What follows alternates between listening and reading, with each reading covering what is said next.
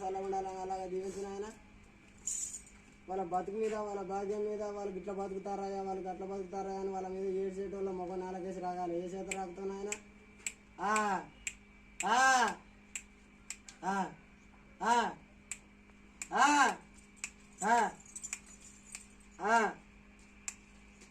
అన్నగారికి సలాం పెట్టిన ఆయన.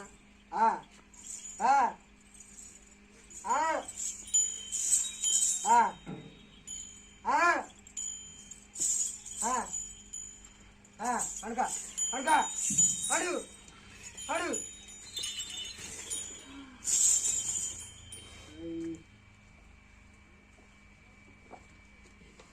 పాటలుంటాయా? పాట ఉంటాయి.